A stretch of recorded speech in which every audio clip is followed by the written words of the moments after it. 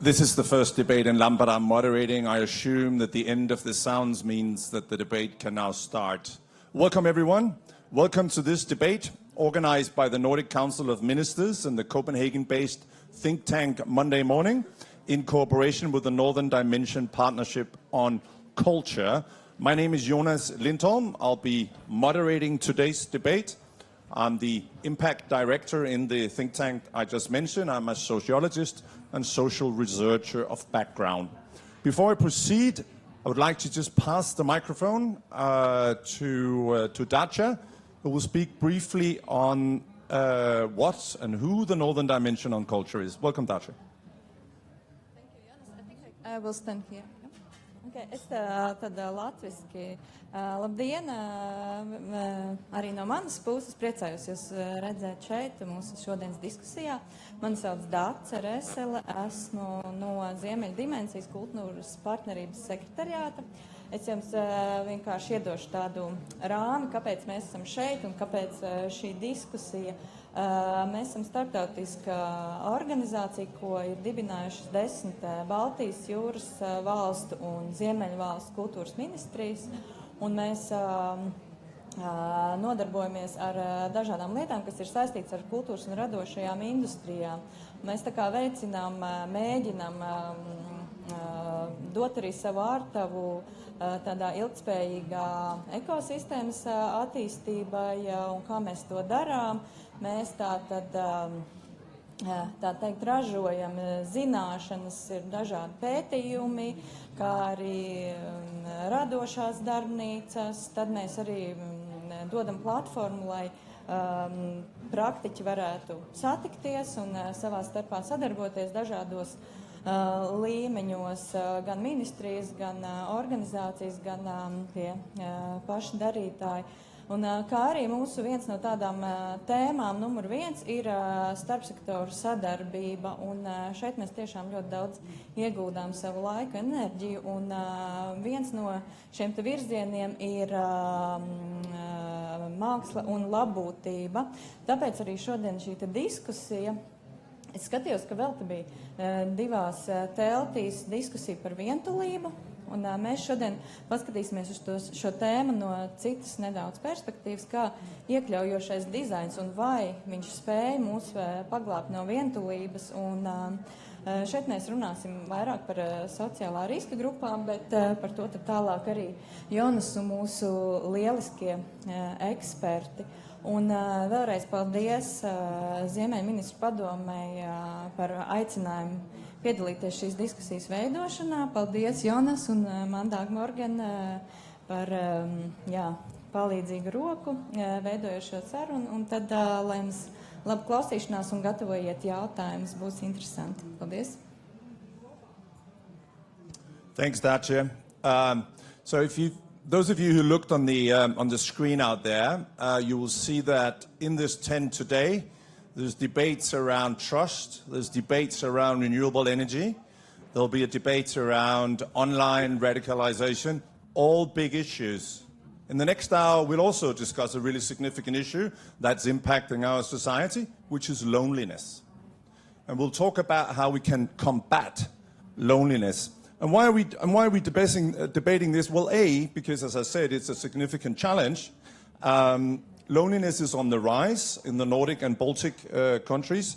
It's affecting both young and old, and it's profoundly impacting the quality of life of those who are affected by it, including citizens with disabilities or with mental health issues. It's pushing people into the fringes of society. What we also know is that loneliness can almost be as fatal as smoking. Individuals suffering from loneliness often suffer an earlier death. So in other words, this is a significant issue at the individual and at the societal level. And that's a challenge that calls for attention, hence we're discussing it today, but also at a broader level.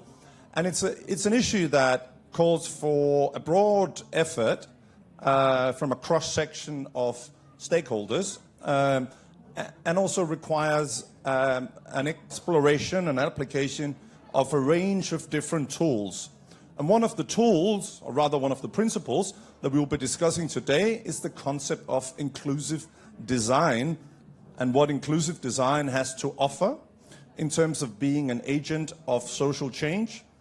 Inclusive design as a principle, once applied, that can forge stronger, more cohesive, inclusive communities and hence combat loneliness. And the debate we're having here today in Lampa is part of a series of debates at all the democracy festivals in the Nordic countries and the Baltic countries on this particular issue on loneliness. And the purpose of this, what we call a debate relay, is to try and identify and debate barriers and solutions to effectively address and overcome loneliness across the region, share examples of what works and what doesn't work across the Nordic and Baltic regions, and then eventually the insights, all the recommendations from all these festivals, including today's, it will end up forming a report to the Nordic Council of Ministers to help inspire them in their new action plan in the social area in connection with their Vision 2030.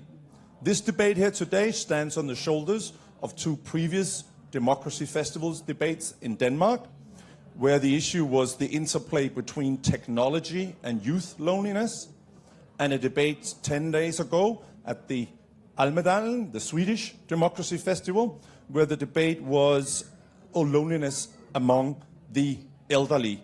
And then in a few months' time, I'll be moderating a debate in Estonia, where again the focus will be on loneliness among young adults.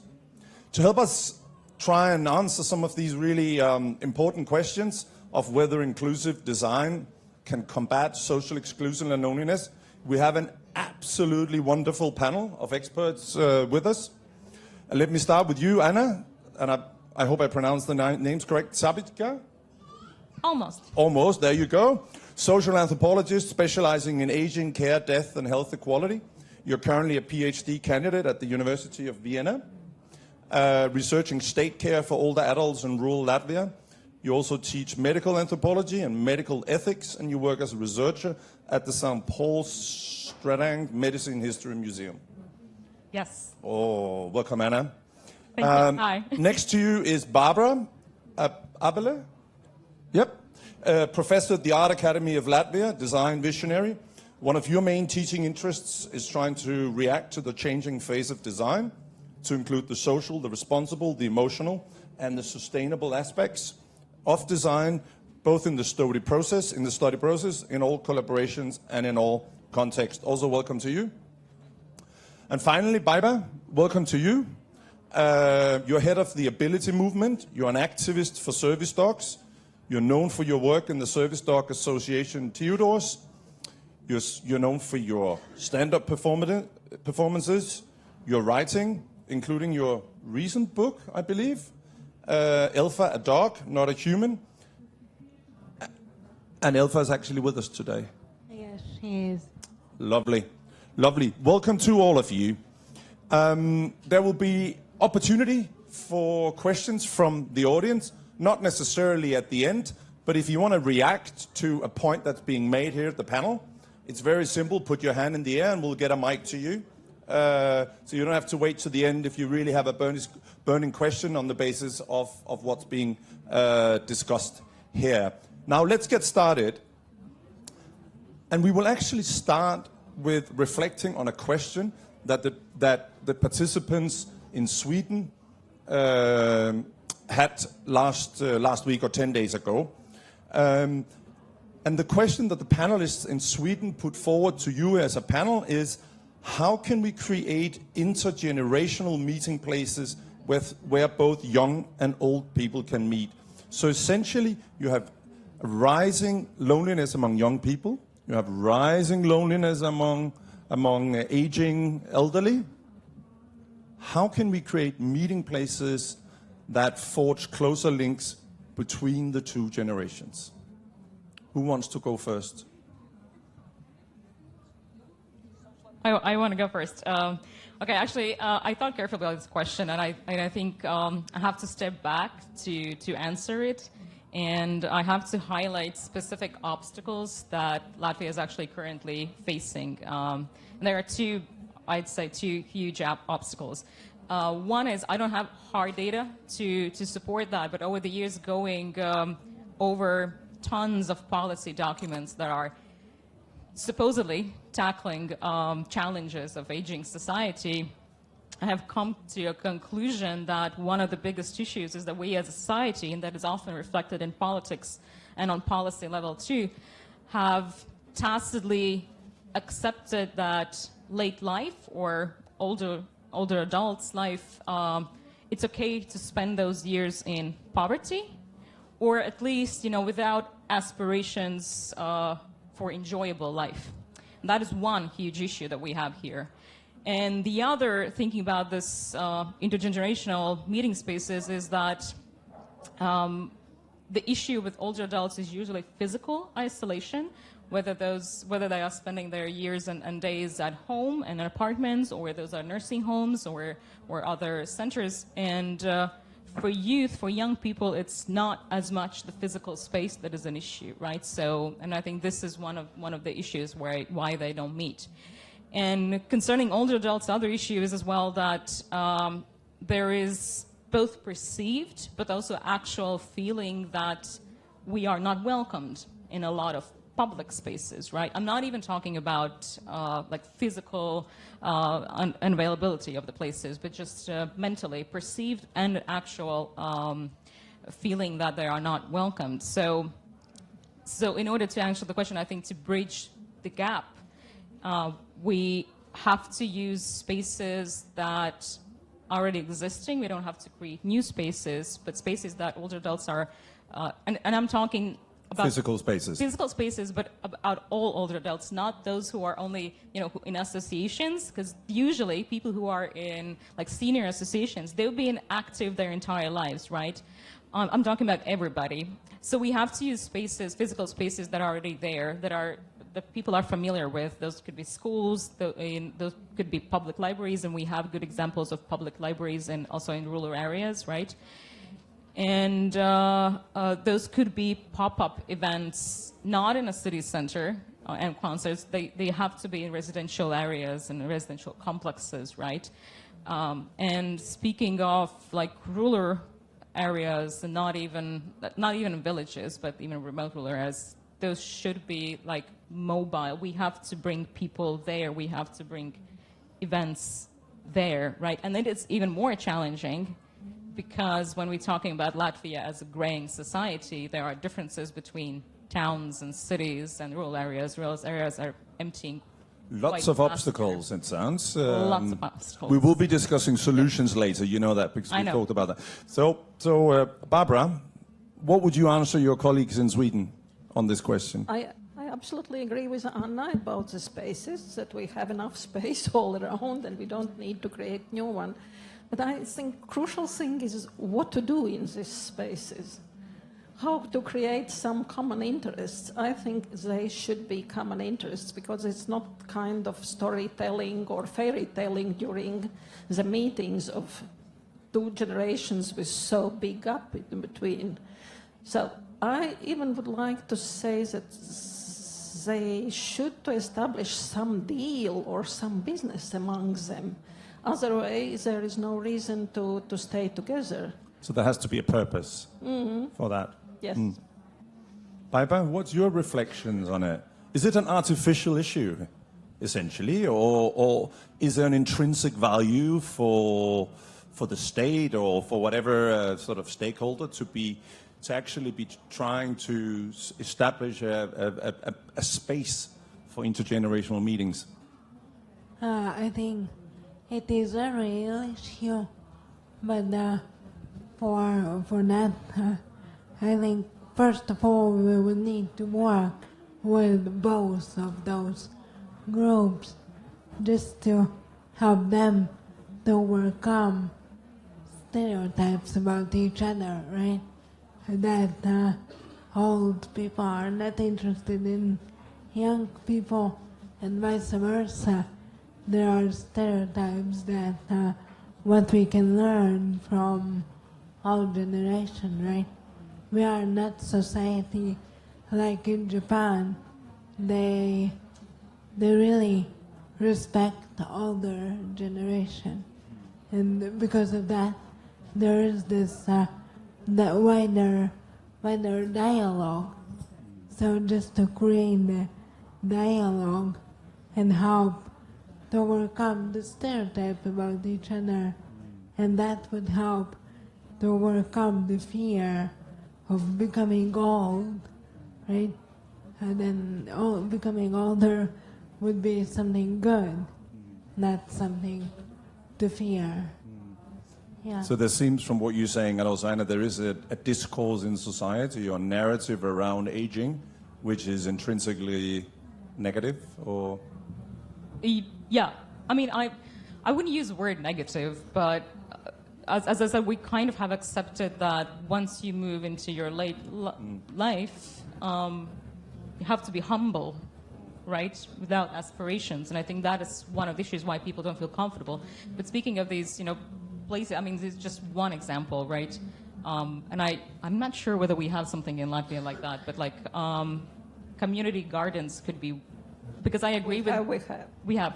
Right. No, but where generations actually coming together. I mean, because I agree with Barbara, there has to be a common interest. We can't create, we can't force it, right?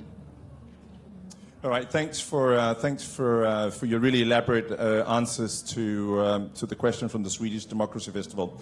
Now let's move on. As I said initially, what we're trying to sort of embrace here is the role and merits of inclusive design. And how that is relevant in the context of preventing or combating loneliness and social exclusion. But Barbara, before we do that, I would, for myself, but I guess also for parts of the audience here, can you sort of elaborate a little bit on what is inclusive design? What does that actually entail in process and in product, or whichever way that you would like to describe it? Actually, I'm not the right person because I'm hating definitions in all those senses.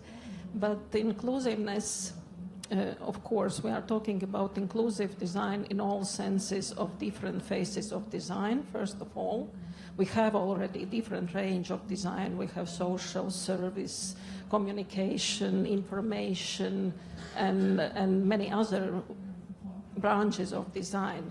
And nowadays, of course, we are applying as a part of inclusiveness in every field. Actually, inclusiveness is like a salt for food. You cannot not take in consideration inclusiveness nowadays in accessibility, physical accessibility, in information design, in product design, in processes. If you are not taking in consideration inclusiveness of variety of the user, you are a loser actually.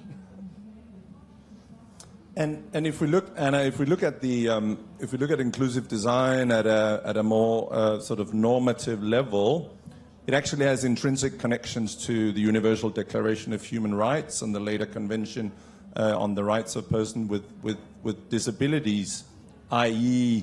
inclusive design at its core is about the elimination of discrimination, and it's about creating equal opportunities for all people. In your research on elderly and aging adults, you were you were mentioning it just before. How then are we faring here in Latvia in terms of translating these important and normative principles that Latvia has signed up to? How are we faring in terms of equity and non-discrimination? How are we faring in terms of translating those into actionable policies and priorities through inclusive design? We have a tendency to fail. That would be the short answer. To elaborate a bit more, we are very good with writing plans and with writing social policies. We have tons of them. And we use all the correct terms that EU wants us to use. At first we used active aging, then EU changed it to healthy aging. It was successful aging, then it changed to active aging, then we used that term. Now we're using healthy aging, which is the correct term right now. But the problem is, how do we actually implement those plans in the reality? And my short answer is no, we actually fail. And then we draw this beautiful picture when I'm reading these plans. So the terms are correct. The ideas are also nice ideas, but rarely there is the next step that actually implements. And it's the same goes, for instance, for so-called deinstitutionalization project for adults with mental issues, right? So we kind of have started, but I have seen in reality how a lot of times there's no next step. So, okay, we do have 2-year program for people in so-called halfway houses, right? And we do prepare people and we teach them and we're trying to secure some jobs for them, but rarely there is this next step, right? And it's the same with policies of inclusiveness concerning older adults. Reality is way different from papers, and I think one of the problems is that even when we use those nice terms as healthy aging, there's never been a discussion about what really that is, what that really entails, right? What is the core? What does that mean?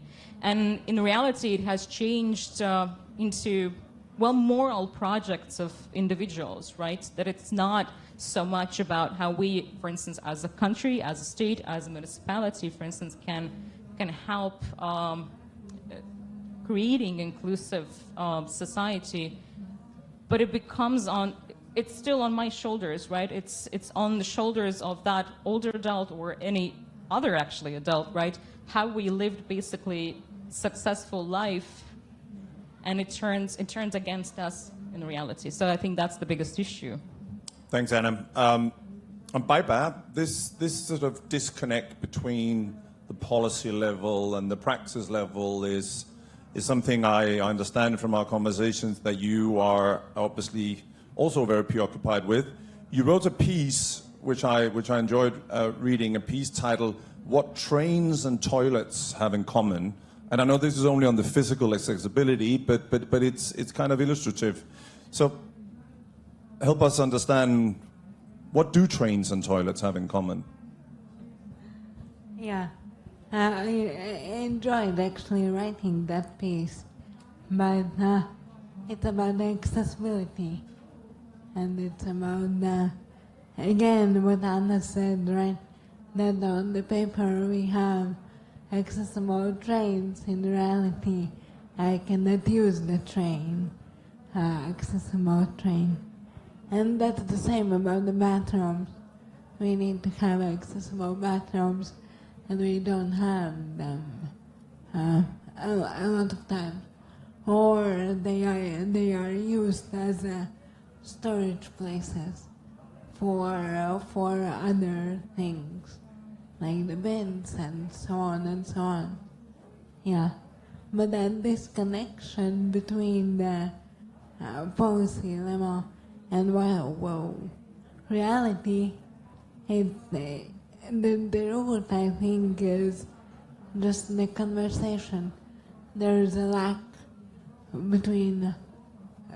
of conversation between the organizations who are really working in reality with those issues. Either they are older people or people with disabilities, and policymakers. And when there is this disconnection in communication, then we cannot expect good results. Because if there would be this connection, then policy could come from the practice, not vice versa. Because when it's vice versa, then it's harder to implement. Just staying on this topic of accessibility, in the same sort of commentary, you also put the question out there without really answering it. So maybe that's what you do now. It's a bit of a stark sort of image, but you ask the question: what if Ukraine had happened here? Yes, and I don't have yet an answer to that. I can only imagine that probably I would not be able to get down from my fourth floor where I'm living, right? And I don't know what would happen. I still don't have yet an answer because it would depend also on attitude, and I think different people with disabilities would have different experiences, right? Ones who have somebody who cares for them probably would be okay, but we cannot forget that there are many people who don't have who cares for them, like on the emotional and physical level. Yeah, so I think experiences would be different.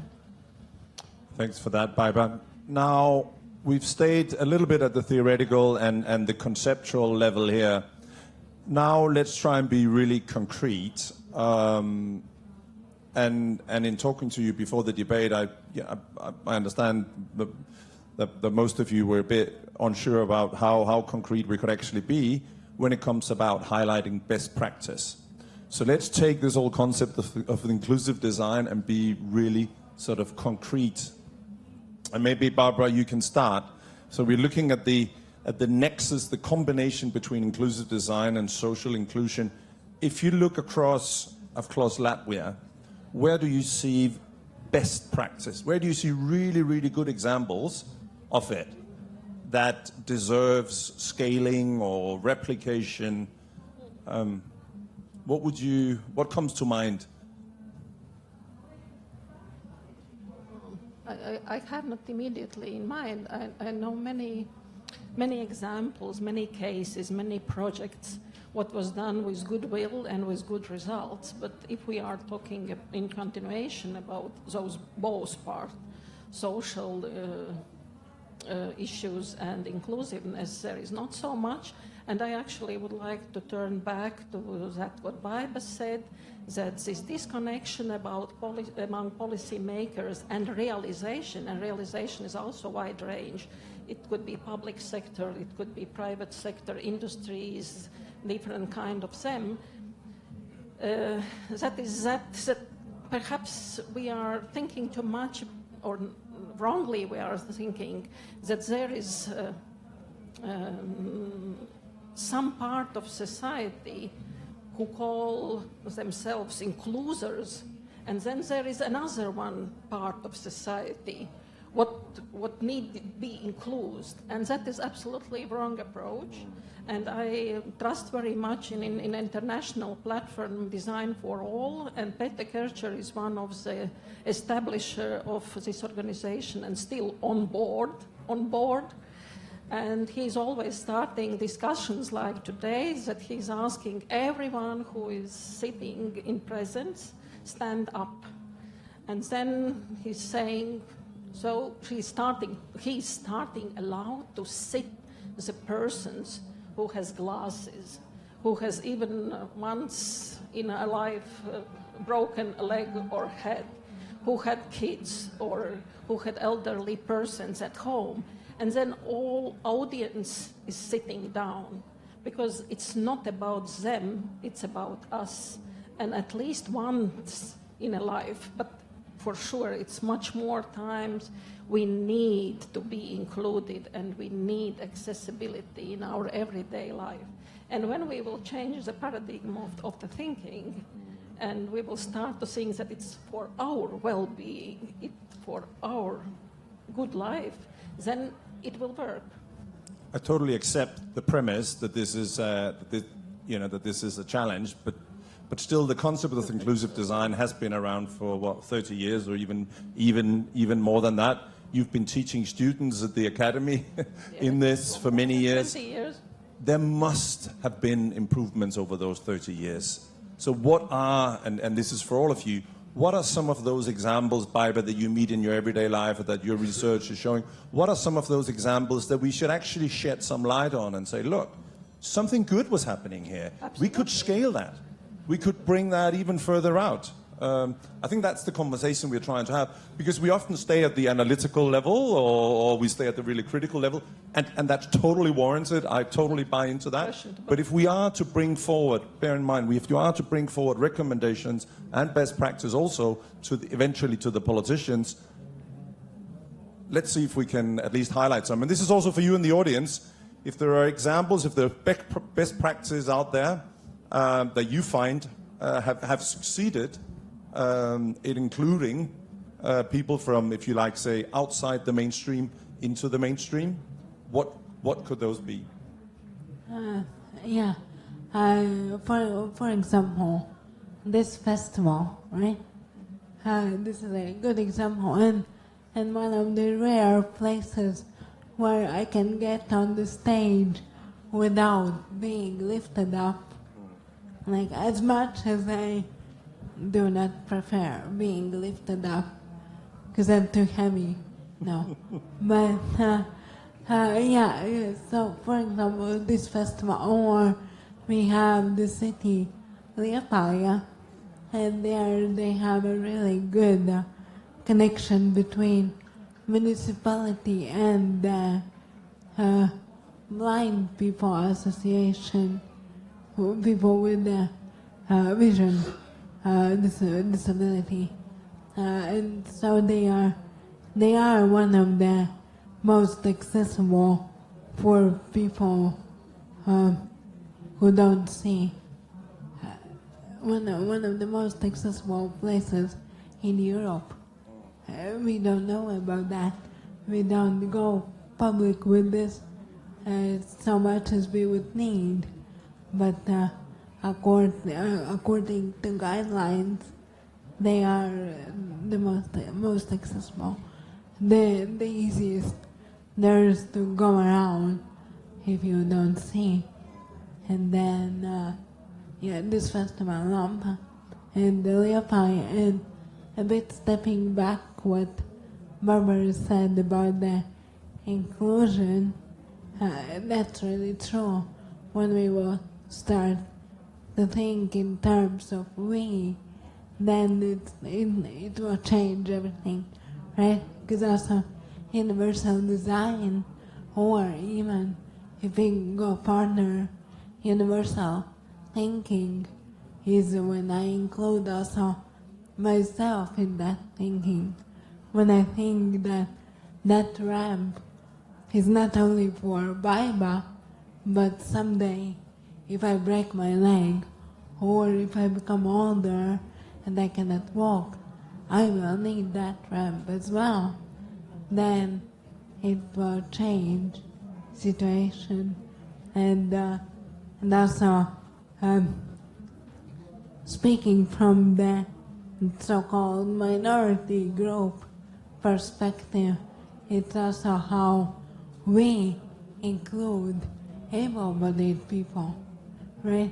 It's not, as Barbara said, it's not only about including minority in the majority, but it's also how that minority includes majority. And thinking about the disability and statistics are wise in declaring that people with disabilities are more and more in the world.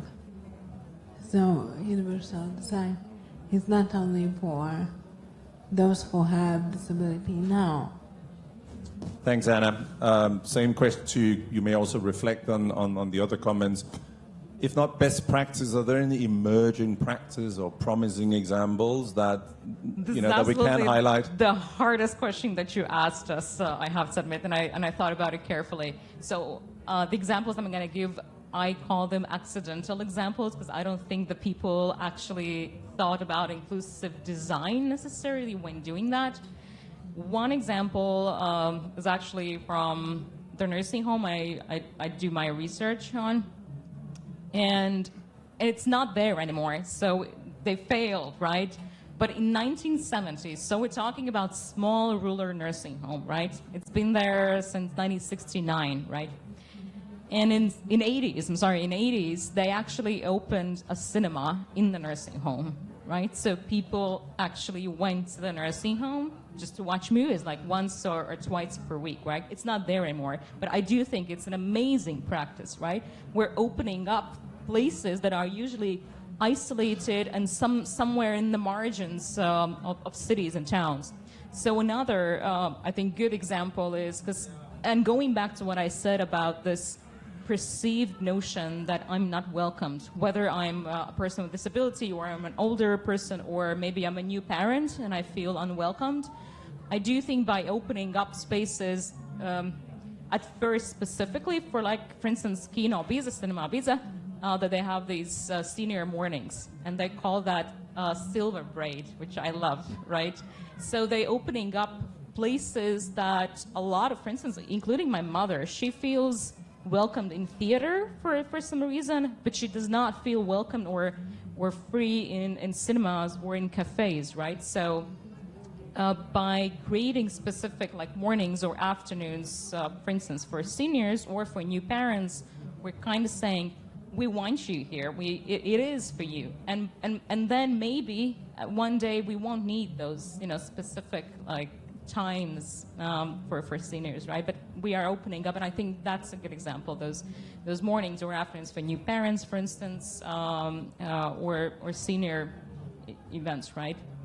And another small. So they're not examples by design or by conscious design, if you like. They're by driven by individuals or by accident. That's why I call them by accidental, right? But they reached what we wanted, right? They are opening up these spaces and saying, we're all coming together. So, and I thought specifically about examples tackling loneliness, and I do think these are good examples. And of course, they are more determined, I would say, examples, but I do think the problem is what Barbara mentioned, that a lot of these ideas or emerging ideas are project-based financially, so there's no continuity to them, and they fail, to proceed, basically. So, Lampa is a conversation festival, but if we also for a moment should turn it into a transformation festival, i.e. come with recommendations of what should be done, and given the depth and the width of the situation here in Latvia, we should, as I understand it from you, maybe this is a big question here. But when we say something should change, then someone should do something differently. Where would you point? Who is it? The lawmakers, the decision makers? Is it the interest groups? Is it us as individuals? Where should that push for more inclusive design come from?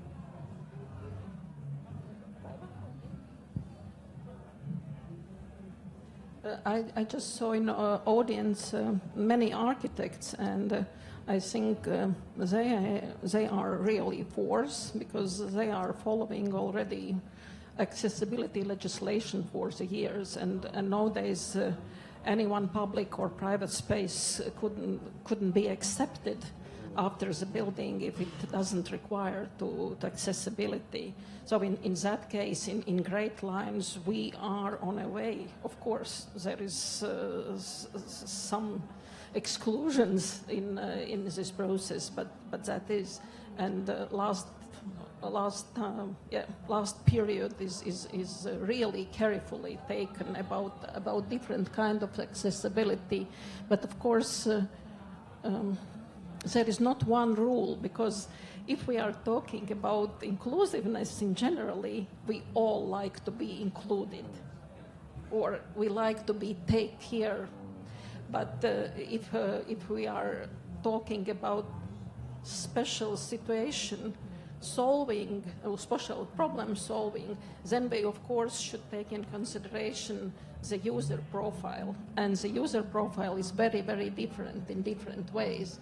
So of course we cannot create paradise on earth in every time, but I also don't believe in solutions what is good for all.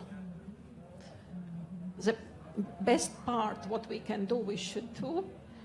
But it includes, again, a really great collaboration, interdisciplinary collaboration among specialists in different fields, because every case will be different and special one, and there is no recipes, actually.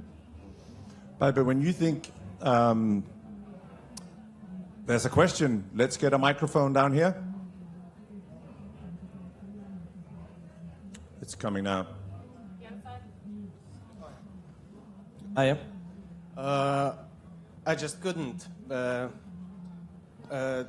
your comment about the building code, that all the architects are following it and you cannot finish the building if you're not. But as we all know, I think you can really see when the building is finished if the building code is followed just for a check mark, or is it really with the intention of inclusiveness? Because in building code, there's no social aspect. It just says that person with the walking or any other disability has to get in the room. Nice, but it doesn't mean that it's happening in an inclusive way, because inclusive way would be that they walk in the same way that everyone else. No one has to help them. They don't have to press any buttons, nothing. But usually how it's done for a check mark, it's they have to go around the corner, press a button, wait for something, then someone comes, oh, the ramp is not working, and so on, so on. Building code is great, but this social aspect has to be included in it somehow. I don't know how, but it has to be there. But the social issue is very, very simple, at least.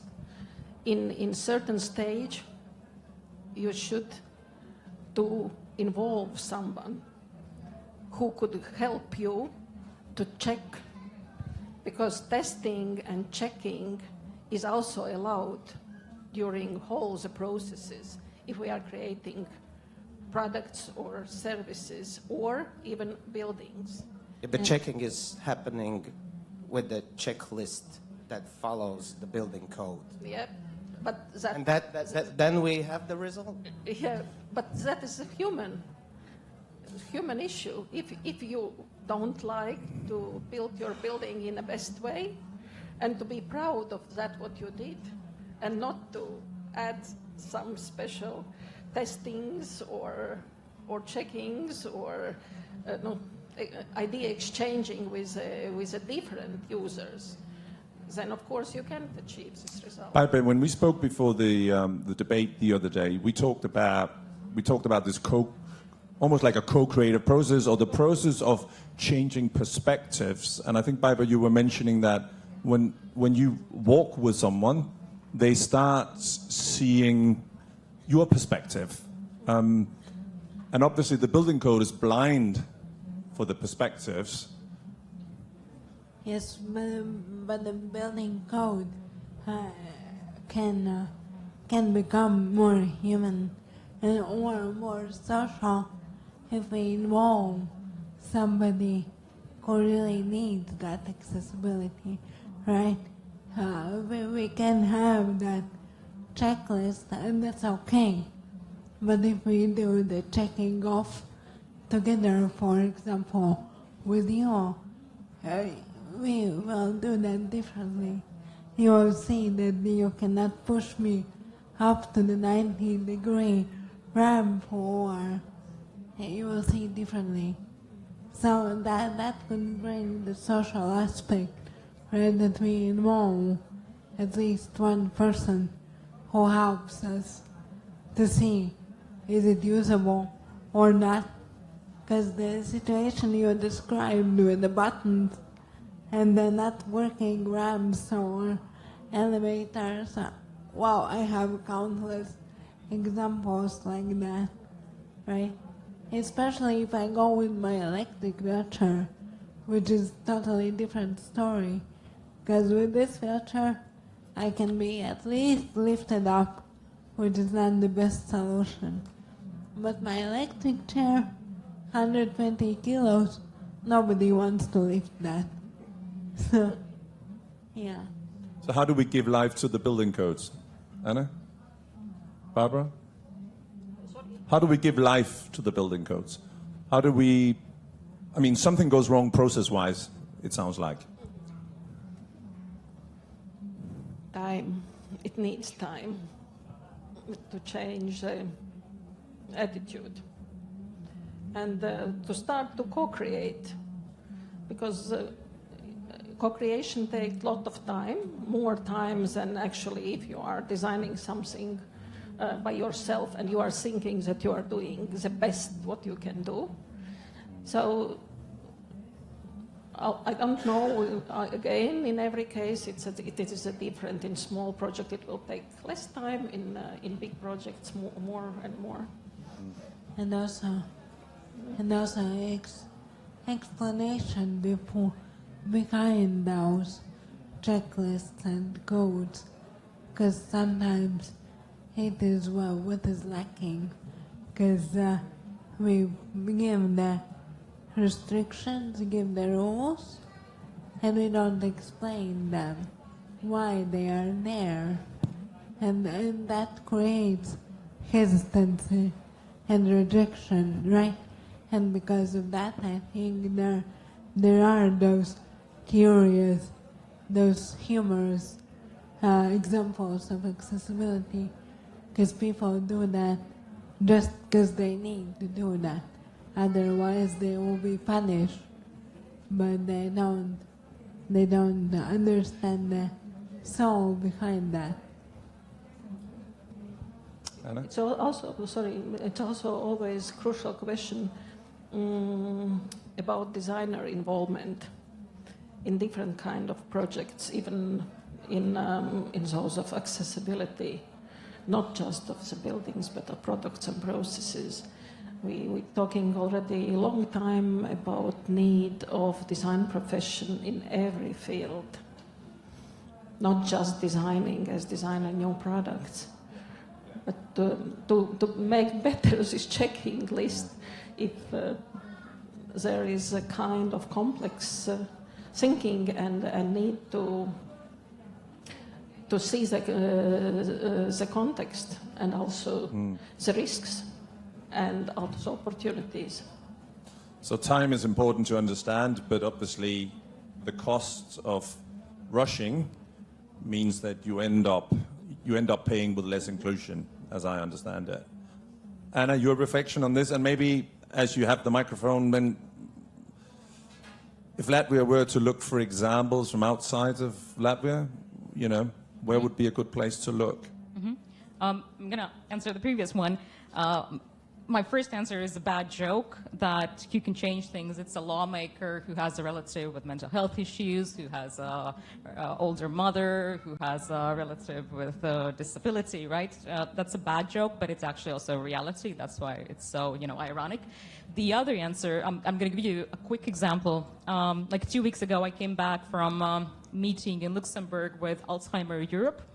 That's an NGO across Europe that fights for the rights with those living with dementia and also for supporters and carers who live with people with dementia, right? And I met with carers group, right? Those who have spouses or parents with different sorts of dementia. And I asked, and they always have these representatives from across Europe, so they're actually looking for active people. There was Serbia, Ireland, you name it. And Latvia has never been represented in Alzheimer Europe. And the quick answer why is that we don't even have our own association. So to be represented on European level, to actually fight on European level for the rights of those people, you need to have an association here, and we don't have that. So my answer to that is it starts with an interest group. I do think it starts with a significant lobbying of interest groups. That afterwards involves designers, whatever's needed, but it has to be lobbying. And looking for examples, for instance, speaking about older adults or people with dementia, right? And the numbers are rising, right? Ireland is a good example, but it also started like 15 years ago. Diagnosis process for dementia, for instance, took 5 years, especially if it was early onset dementia.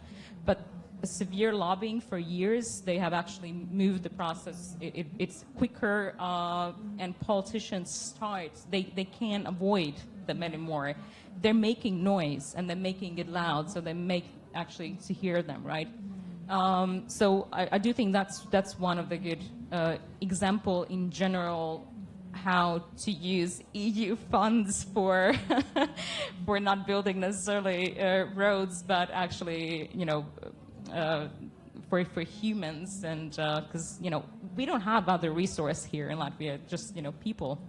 And another good example, I do think, I'm also thinking about these intergenerational spaces. There've been, well, I can't say project-based, but for instance, I know of certain practices, I'd say, for instance, in Germany, where NGO was involved, but it put together, for instance, young students who are looking for places to live, to share apartment with an older adult, right? They have companionship, they live together, they help each other, and it's also about spending time together, it's helping out each other, and it was NGO based. Or for instance, Serbia had maybe a bit weirdly, the way they described wasn't maybe my word of choice, wouldn't be, but they had, you know, adopt a grandparent kind of thing, where the state basically was involved in creating close relationships between strangers. And the idea was that, you know, there are lonely older adults out there, but there are also families whose, for instance, whose parents have died, or grandparents live far away, and they want these meaningful connections for their kids. And it's in some cases it failed, and it worked. It worked. Baiba, I also want to go you just on this question of where should we look for that change.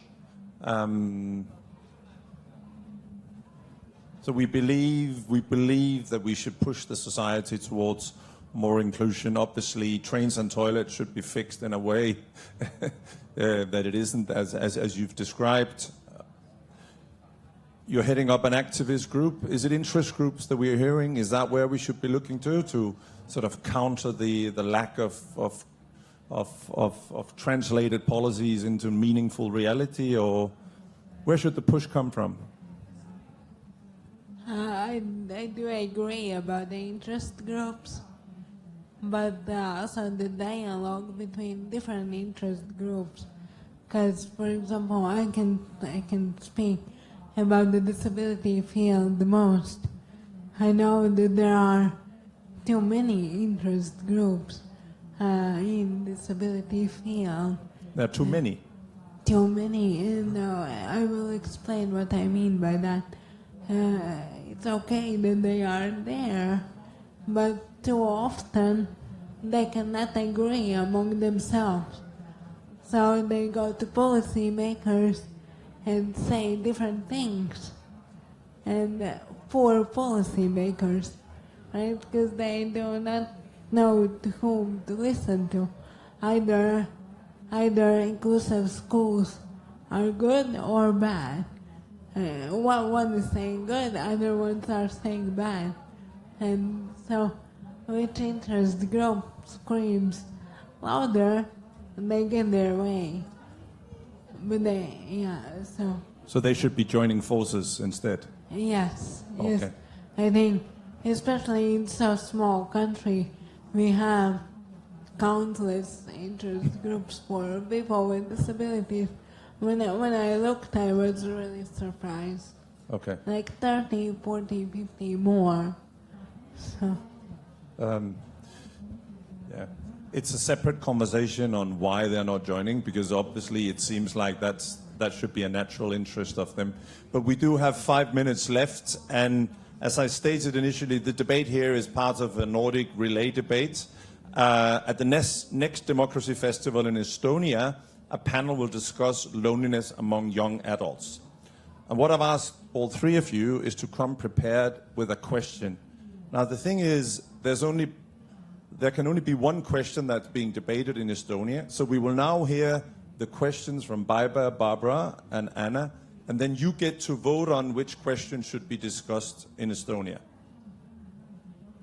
You want to go first, Anna? Sure. What is the question they should ask? So my question is, in what ways can inclusive design in Estonia's urban planning and digital landscape foster unexpected social interactions among young adults, and how can we measure the impact of these designs on reducing loneliness? Okay, I should be moderating that debate. That is a very long question, and I have to say. Okay. Barbara? Actually, my partner helped me to invent the question because we are always in competition with Estonians. And there is a fact again what we can change. They have islands. They have 2,355 islands. We Latvians have no one island. So my question is about, did they make research, or are they going to make research, those Estonians, the measurement of loneliness of islands and on a land? Okay. What is the difference? So there's measurement on loneliness on islands versus mainland. Yes. And in short, your question was about urban... Inclusive design and urban planning. Stop. Inclusive design and urban planning. Otherwise, we can't remember it. Inclusive design and urban planning. The question. Fails the entire idea of it. It's being live streamed, so we do get the full question, Anna. Baiva, what would your question be? My question would be about the inclusive thinking, how inclusive thinking and humor can help to avoid social exclusion and loneliness. Very good. You heard all the questions. So there's humor and loneliness and inclusive design. There's loneliness on islands versus mainland. I'm definitely cutting this really, really short. And then there's Anna's very long question, which was about urban planning and inclusiveness. So can I see a show of hands for Baiba's question?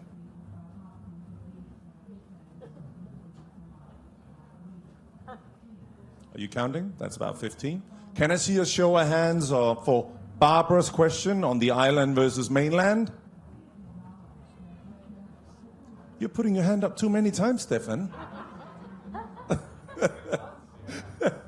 Can I see a show of hands for Anna's question? Do we have a winner here? I think Baiba's is the winner.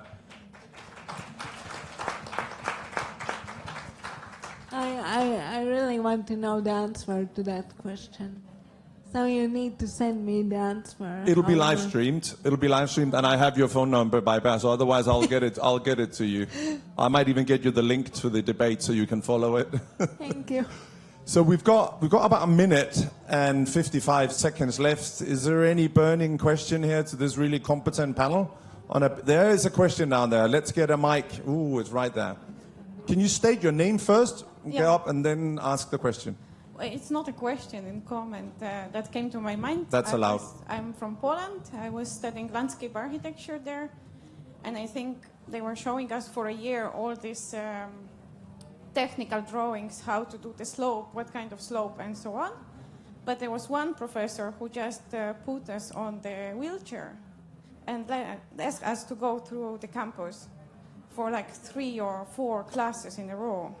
And that was really transformative for me, for the whole professional experience I have now.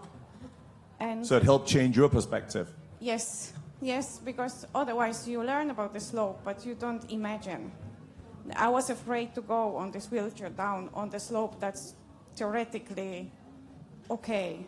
So I think it was the most empathic or empathy teaching class, and I think thinking long perspective in accessibility topic or inclusive design, it would be good to think about education of urban planners, landscape architects and architects.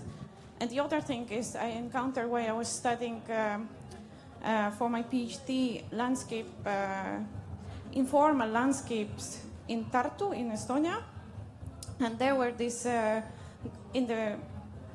Soviet block housing areas. There are these gardens under the balconies, and there are these grandmas who do these gardens every day. And living here in Iguciems in Riga, I also noticed that they are an excuse to meet together.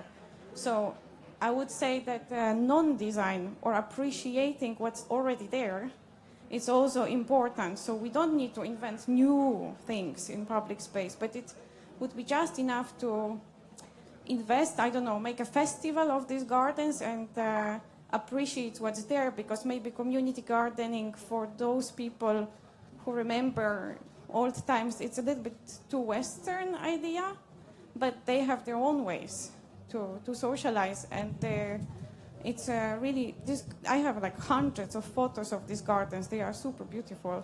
So I would say this noticing what's happening in public space and appreciating it, what's happening informally, it is also a good practice to do. Yeah. Thanks a lot for that perspective. And I reckon that with the panel that we've had here and the discussions we've had around giving life to the building codes or changing perspectives is a really valuable one. So thanks a lot for that. We've come to the end. Thanks to everyone. Thanks to Baiba. Thanks to Barbara. Thanks to Anna for taking your time to be here. Have a good festival.